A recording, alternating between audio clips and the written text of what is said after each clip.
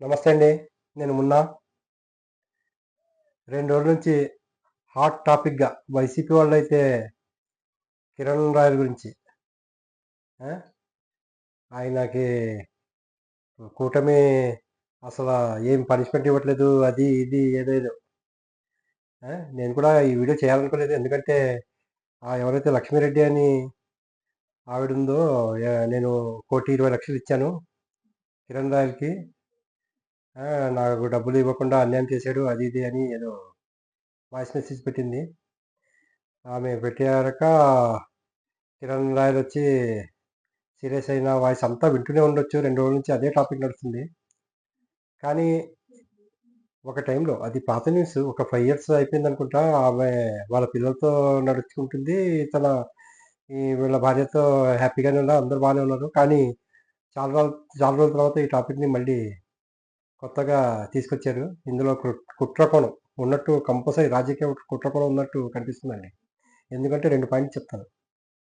ఒకటి, ఆమె ఏదైతే సెల్ఫీ వీడియో పెట్టిందో అందులో ఎవరో పక్క నుంచి అంటే నన్ను పెద్దోళ్ళు రాజకీయ నాయకులు ఇది చేయాలి, సపోర్ట్ చేయాలి అది ఇది అన్నప్పుడు మధ్యలో ఏదో వాయిస్ వచ్చింది పవన్ కళ్యాణ్ అన్నట్టు ఎవరో చెప్తుండే. అప్పుడు పవన్ కళ్యాణ్ గారు పట్టించుకోవాలి దీని గురించి అది ఇది అని చెప్పిందామె.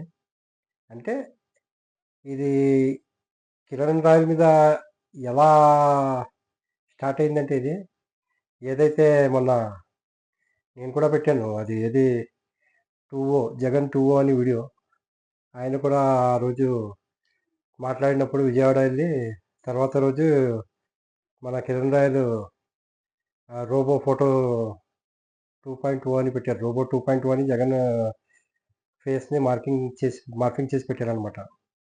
అది చూశాక అది పెట్టిన నెక్స్ట్ డేనే ఈమె న్యూస్లో స్టార్ట్ అయ్యాయి.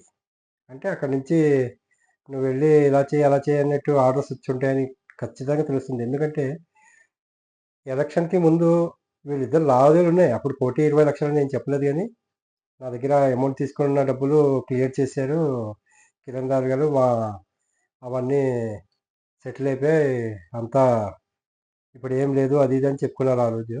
మళ్ళీ ఇప్పుడు కొత్తగా ఇలా చేసేసరికి 2.2 అనేసరికి ఈమె ఎంటర్ అయ్యి అంటే ఇది బురద జల్లేలాగా ఉందండి. ఆయన మీద బురద జల్లేలాగా. ఇంకోటి ఇక్కడ జనసేన గురించి చెప్పుకోవాలి మనం. ఆయన ఏమైనా ఇలాంటి ఇన్సిడెంట్స్ జరిగిన వెంటనే పార్టీకి కొంచెం దూరమే పెడతారండి.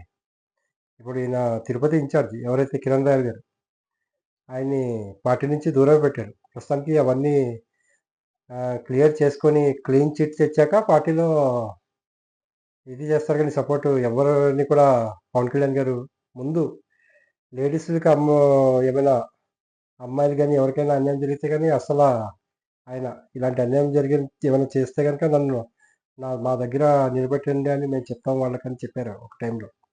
అంటే ఆయన ఏంటంటే ఇలాంటి సపోర్ట్ చేయరాయన.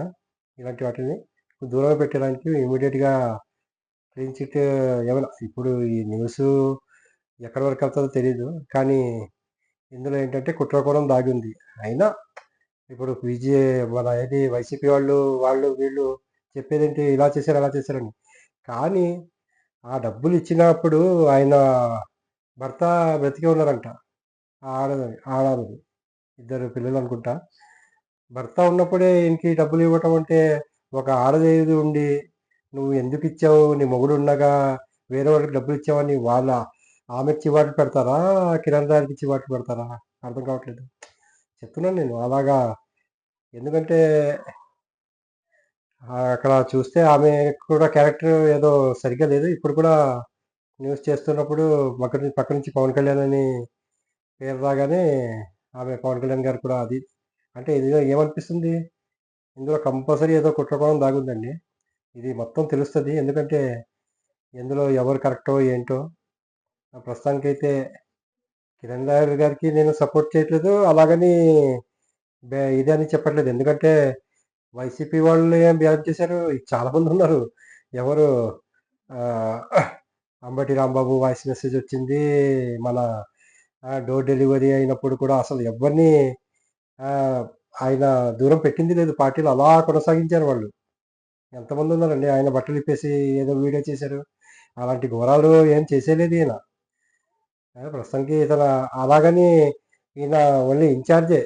వాళ్ళైతే మంత్రులుగా ఉండి, ఎమ్మెల్యేలుగా ఉండి వైసీపీలో పెద్ద పెద్ద పోస్టులో ఉండి చేసినోళ్ళండి వాళ్ళు. ఈయన కేవలం ఇన్ఛార్జ్‌గానే ఉన్నాడు. చెప్తున్నాను నేను. ఆ!